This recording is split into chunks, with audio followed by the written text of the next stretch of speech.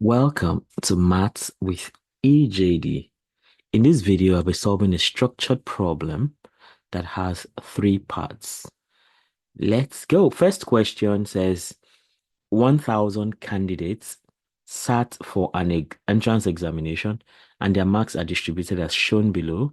You have the marks 0 to 9, 27 children, 10 to 19, 65, 20 to 29, 113, 30 to 39, 179, 40 to 49, 213, 50 to 59, 193, 60 to 69, 131, 70 to 79, 63. 80 to 89, 23, and 90 to 99 is 11. So we are uh the first part says what is the average mark of the candidates? Then the second one, find the median of the marks. Then second part of the question says state three advantages and two disadvantages of mean of that that is mean as a set as a measure of location, right? And three, see that is list and explain the scales of measurement. So let's go ahead and do this. So first of all, I want to approach it from the side of uh, point one. We want to find the average mark. Average mark is mean, right? To find the average mark of the candidates.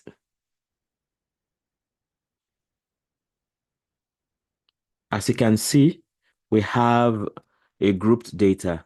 So the average in that case is going to be X bar equals um summation of f of x divided by summation f. So that's summation of the frequencies. So in that case, this x is going to be the mid mark. It's going to be the mid mark. Or is it the mid? Yeah, that's a special name.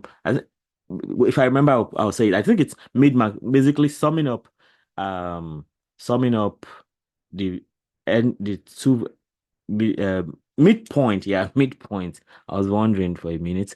So that's midpoint, right? So we need the midpoint of the marks to get. So for this x now. So let's go for that. Um, okay, we have 0 to 9. So here now we are taking max.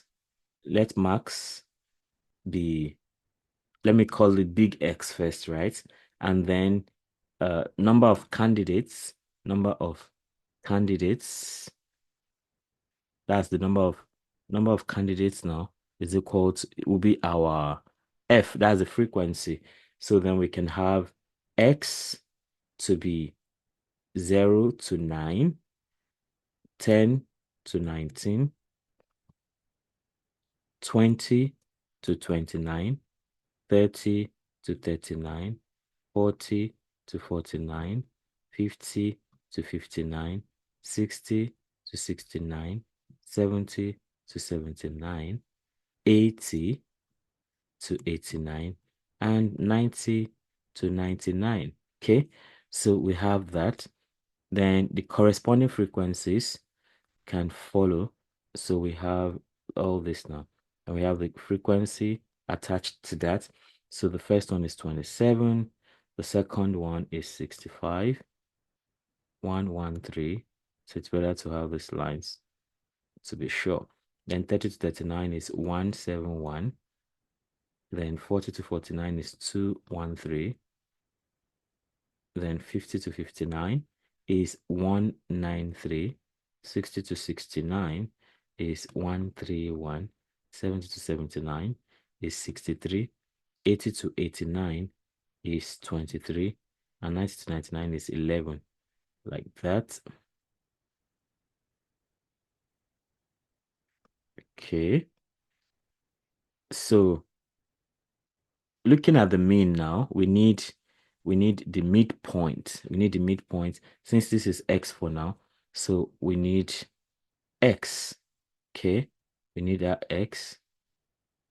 And then apart from that, we also need f of x. We need fx. That's the product of f and x. That's what I mean by that. So with this, we can get our x bar. That's the average mark of the candidates. So let's go for this now. So, okay. Okay, I think I should do this better.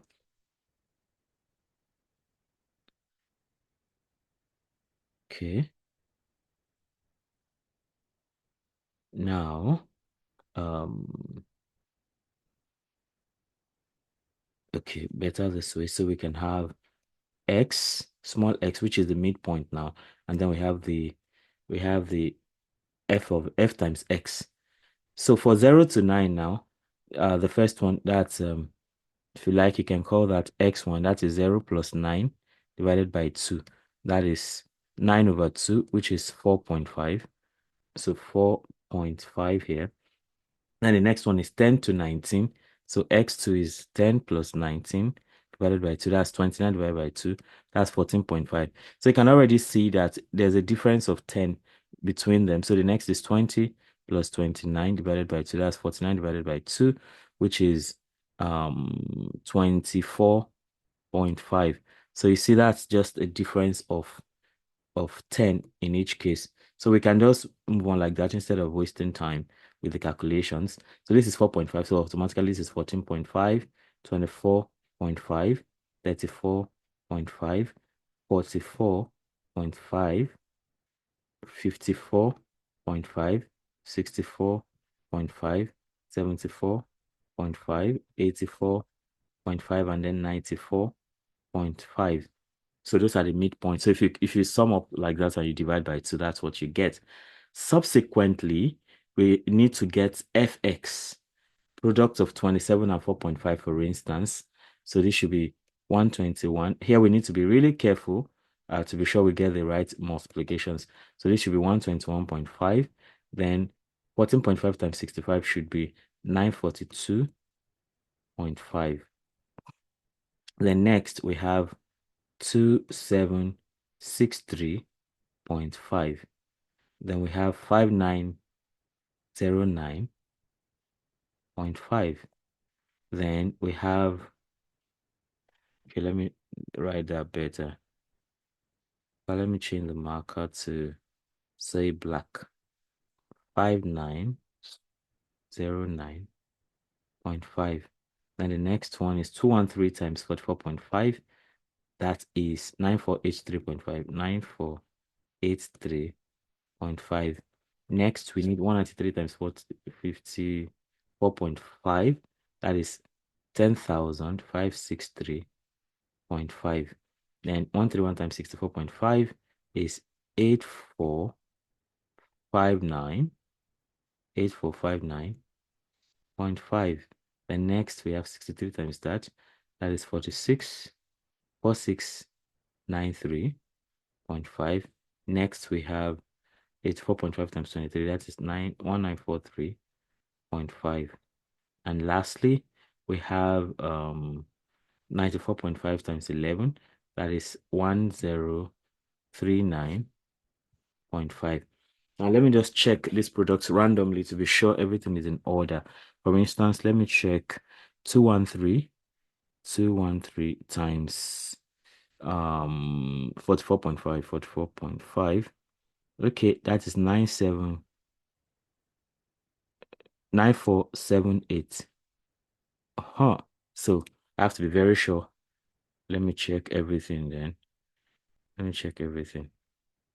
Okay, so we have 4.5, 27 times 4.5. That is 121.5. Okay. Then 65 times 14.5. That is 940.5. Okay. Then 113 times 24.5. That is 2768. 2768.5.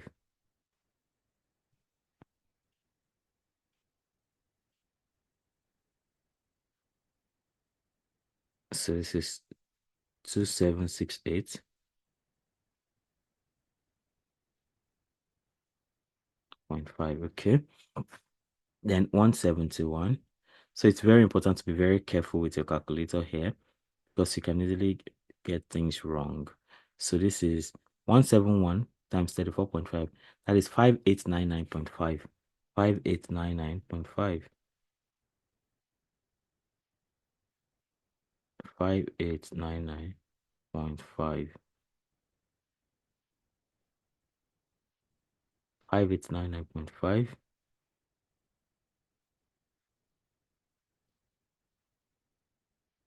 So next one is 213 times 44.5. 213 times 44.5.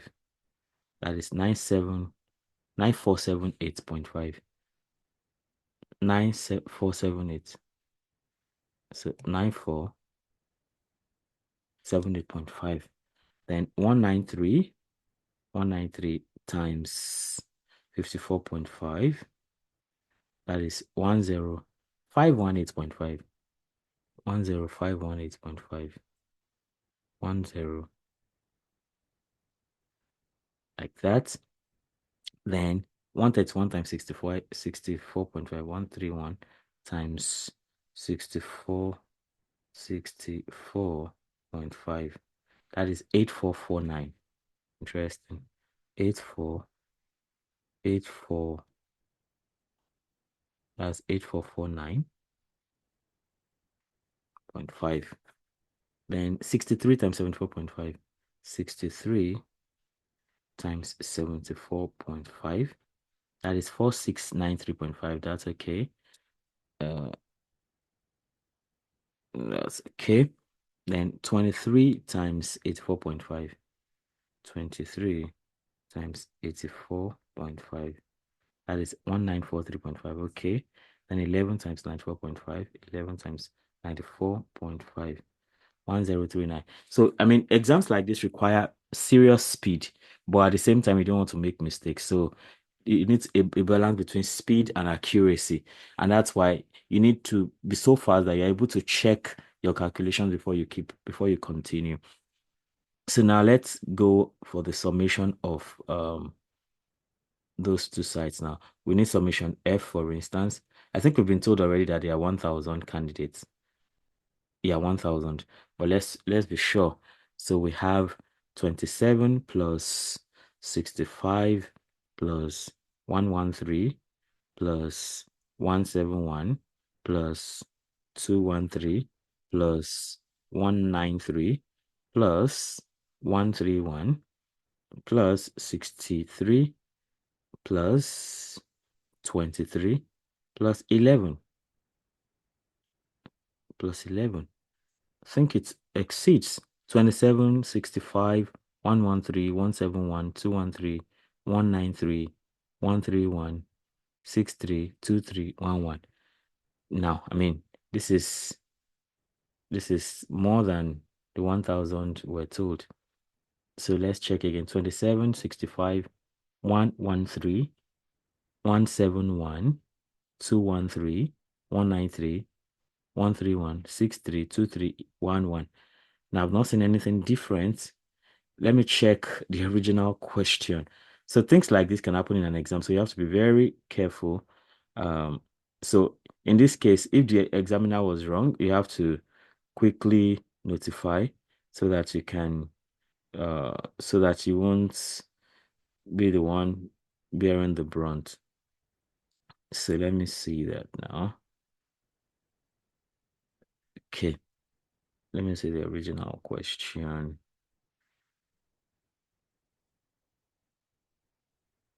Okay. So that is 27, 65, 113, 171, 213, 193, 131, 63, 23, 11. Yeah. So I think it's the 1,000 that was claimed is different from what was actually given. So that's something to consider very seriously. So let me confirm one more time, because errors can be fatal, can be very serious. I think that's the word to say. So we have 27 again plus 65 plus 113 plus 171 plus 213 plus 193 plus 131 plus 63 plus 23 plus 11. So it's more than 1,000. So this is an issue. Like if you're in an exam hall and you discover this, you should raise it with the examiner, or you should just work with what you have. So at the end of the day, be justified to use what you have. 27, 65, 113, 171, 213, 193, 131, 63, 23, 11. Okay, so the question says we're supposed to have 1,000, but we have 1,010. So that's fine. Just use what you have.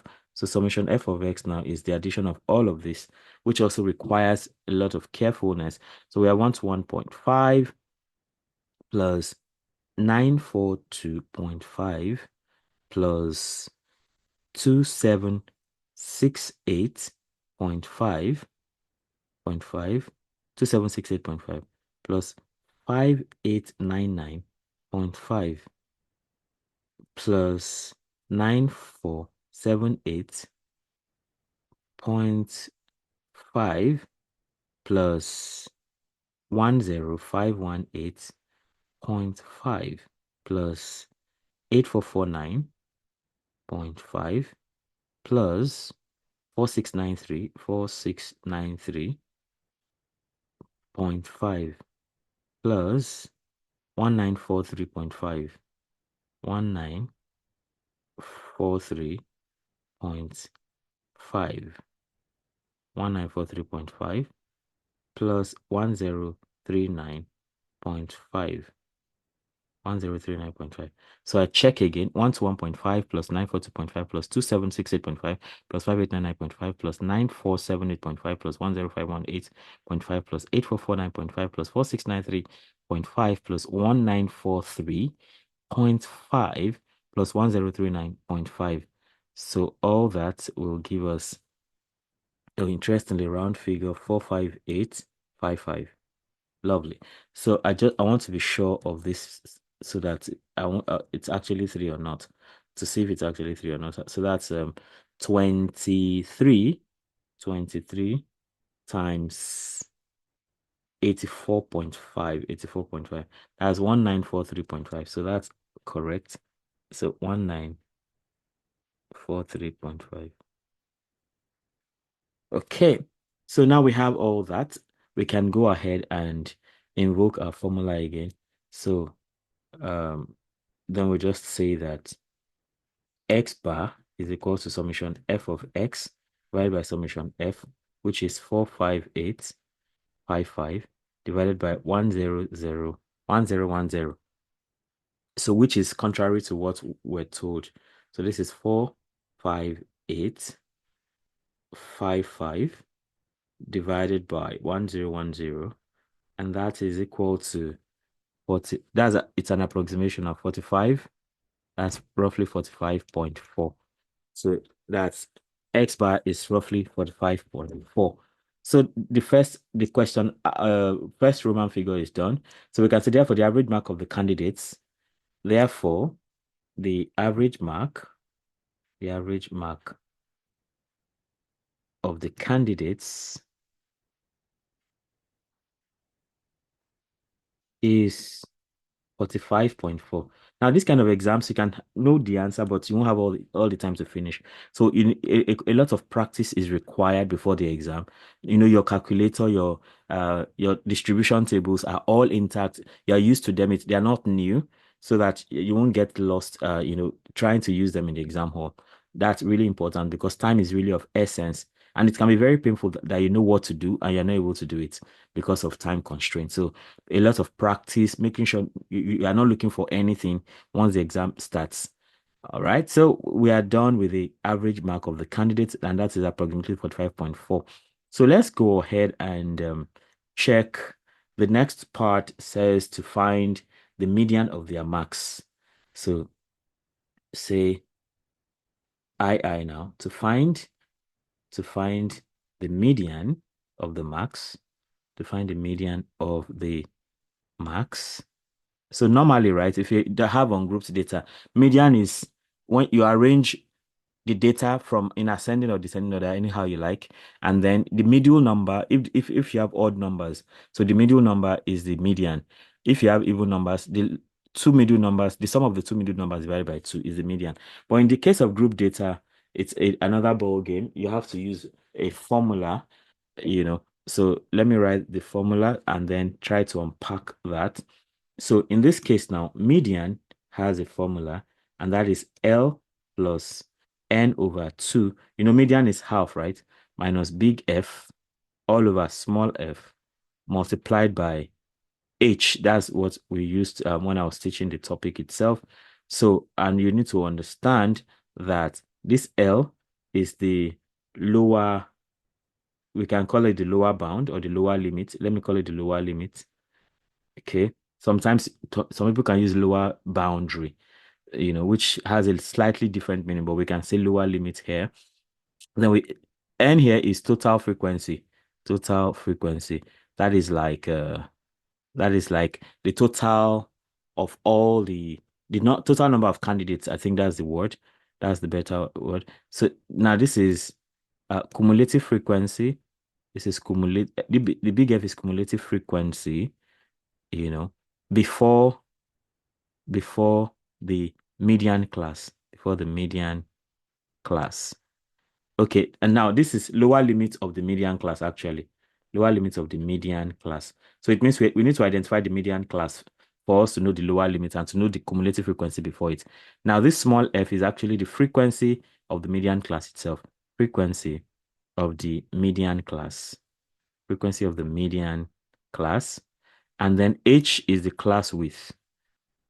H is the class with this simply different simply the difference between each class interval. I mean the interval basically. So the next thing we need to do is to find the median class. So since we are talking about median, right? So we can say the median class is such that the median class is such that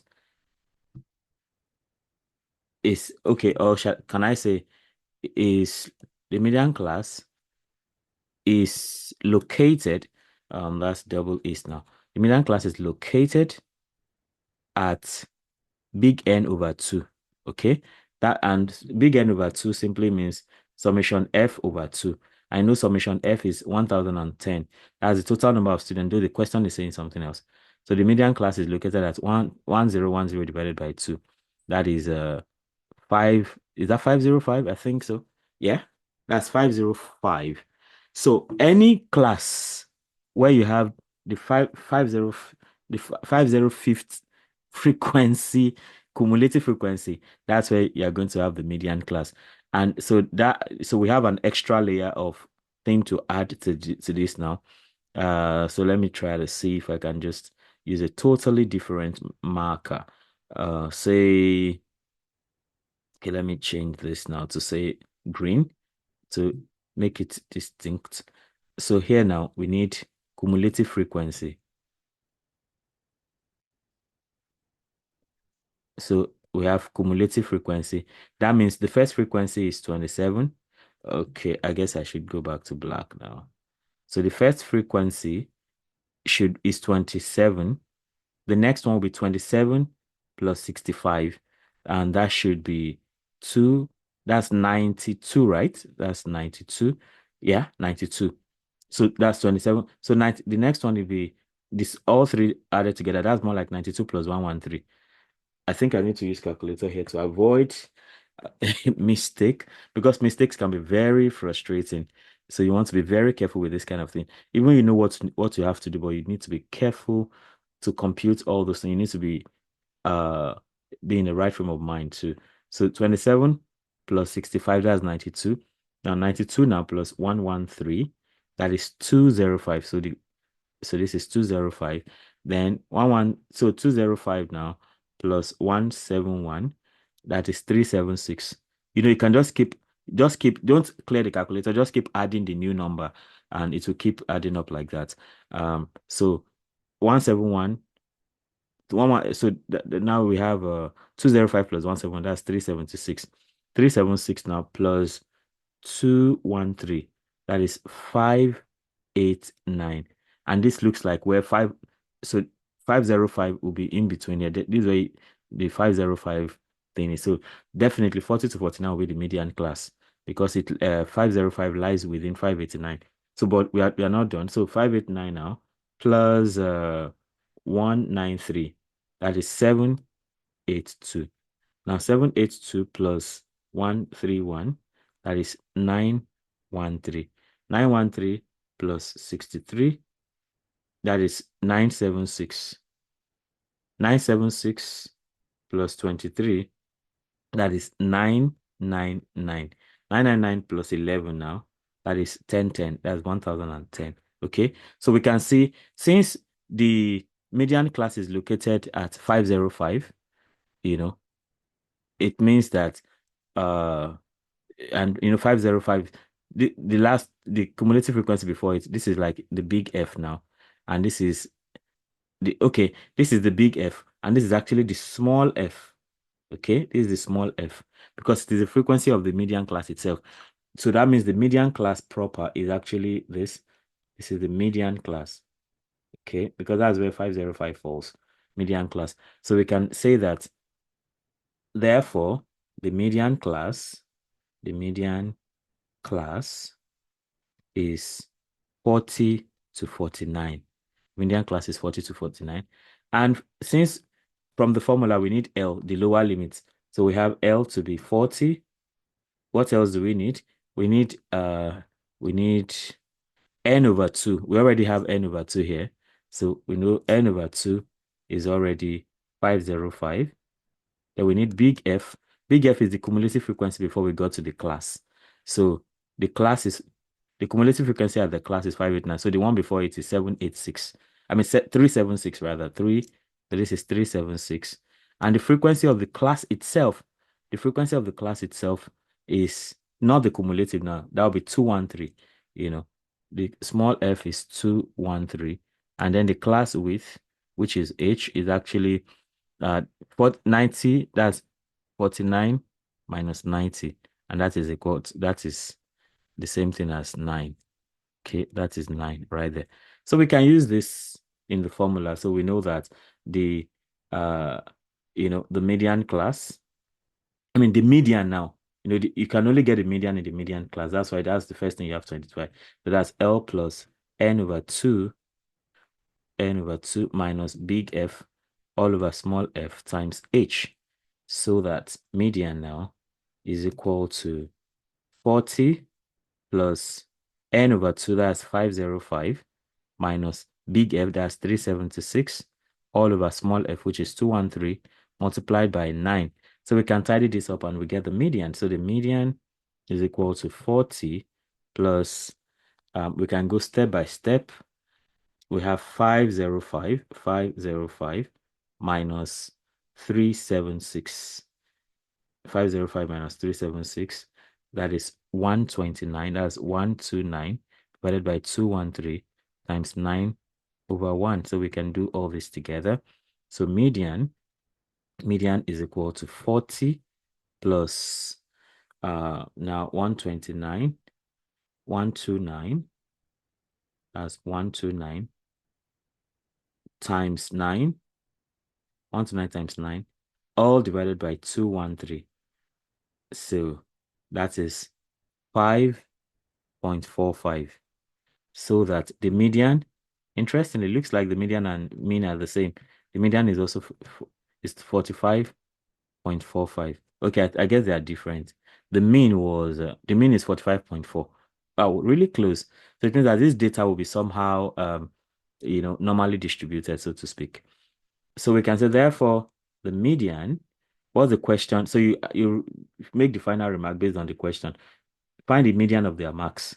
So you can say, therefore, the median of their marks. Therefore, the median of their marks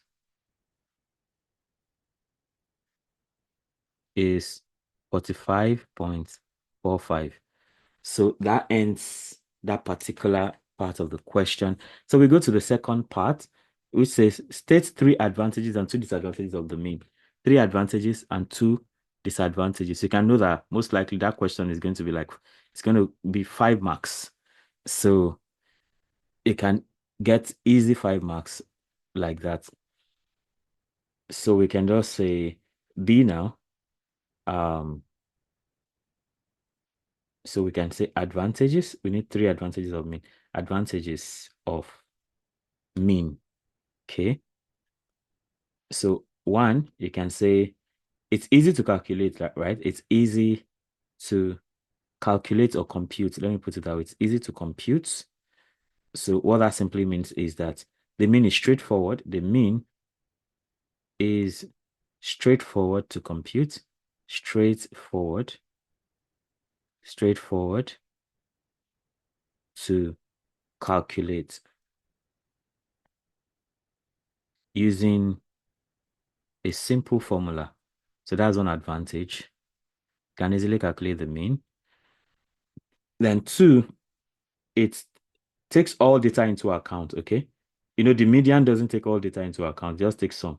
So it takes all data into account.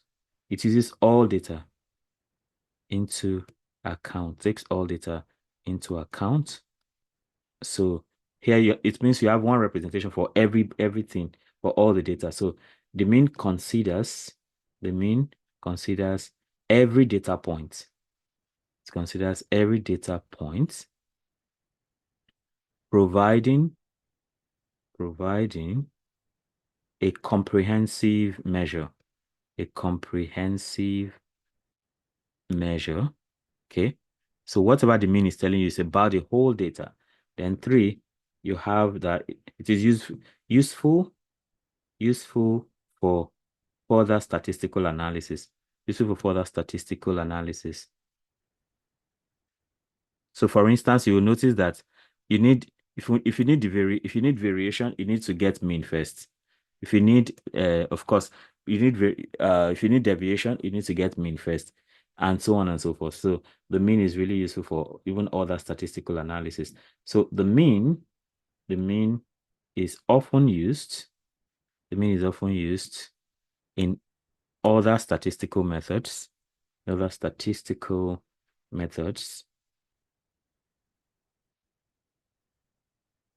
such as variance and standard deviation calculations. Okay. So those are the advantages of mean. Now let's talk about the disadvantages. So disadvantages of mean. So we need just two of that. So the first, one disadvantage is that it is sensitive to outliers. It is sensitive to outliers. So one big value can affect the value of mean, So we can say that extreme values can significantly skew the mean, making it less representative, of the overall data. Okay. That's one. Two, another disadvantage is that it's not skewed, it's not suitable for skewed distributions. Not suitable for skewed distributions. So in distributions with heavy tails, or skewness, the mean might not be the best measure, of central tendency, because it won't represent the whole data very well. So those are the three disadvantages and two advantages of mean. So the last part is list and explain the scales of measurement. That's it, part C. List and explain the scales of measurement. Okay. Number C. So we are told to list, right? So we can say the scales of measurement, are, we have to list and explain. So it's important to list first. So list, you have nominal scale. Two, ordinal scale. Three, interval scale.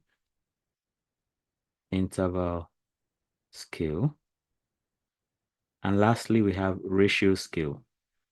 So list and explain. So this is the list. Then we can now begin to explain one after the other. Okay, so let's start with nominal scale. Nominal scale. Okay. This is the simplest. This is the simplest form of measurement.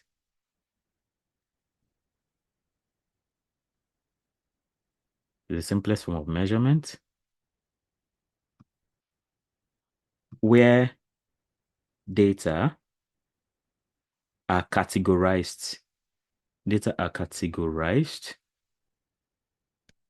without a numerical or ordered relationship. Without a numerical or ordered, without a numerical or ordered relationship. Okay. Examples include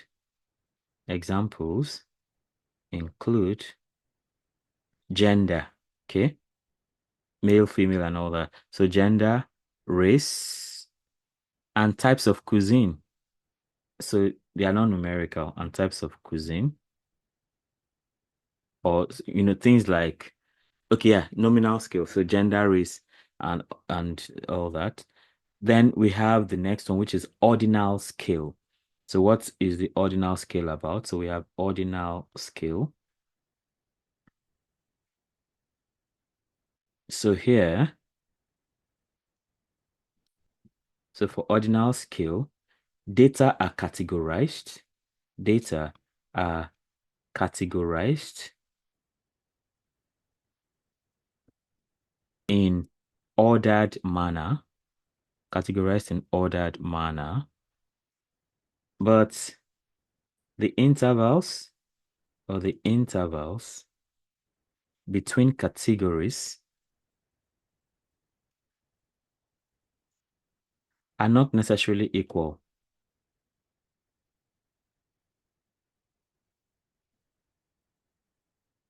Okay. Examples include rankings in a competition,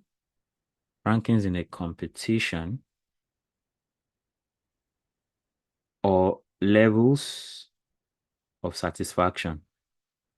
Okay, let me even talk about rankings in competition, right? Rankings in competition, maybe something like first, second, third. First, second, third, you know. So, in that case now, there is order, but the categories are not necessarily equal because the first person, maybe you have a uh maybe you have a 100-meter race or something, and the first person runs for 9.5 seconds. The second person can actually run the race for, say, 9 seconds.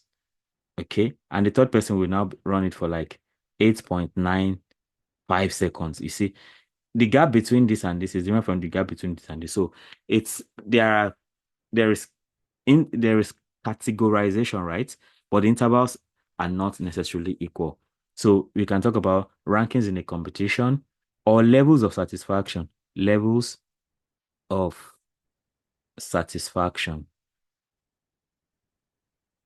Like when you administer questionnaires, you want to ask, how well do you understand when you are taught? You can say very well, not so well, and things like that. So those are ordinal data. So e.g. now, you have something like satisfied, or you want to be neutral, or you're actually dissatisfied. So you can actually take it dissatisfied. You can take it far, like very satisfied or very dissatisfied. You can include those. So gravity is there, but the intervals are not necessarily equal. And then we can go on to the next one, which is interval scale. Interval scale. Okay. Interval scale. In this case, in this scale rather, in this scale, data are ordered, and the intervals between values are equal. Interval between the values are equal. But then there's something. However, there is no true 0 point. There is no true 0 point. What this means is that if you have a zero, it's not really zero. And a very good example of this is temperature. 0 degrees it's not necessarily uh is not a true 0 point, because the scale continues like that, because you can go below zero, you can go above zero, and things like that. So however, there's no true 0 point. Examples include temperature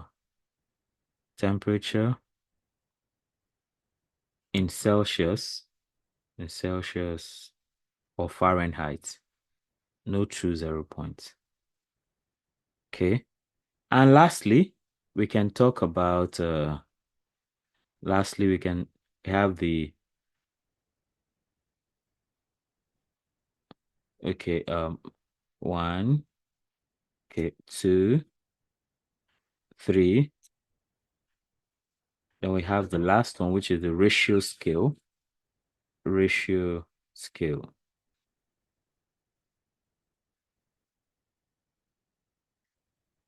So this scale has all the features, of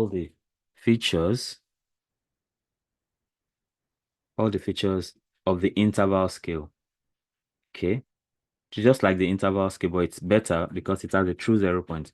So it has all the features of the interval scale with the addition of a meaningful 0 point. The addition of a meaningful 0 point. Meaningful 0 point. Which allows for the calculation of ratios. Examples include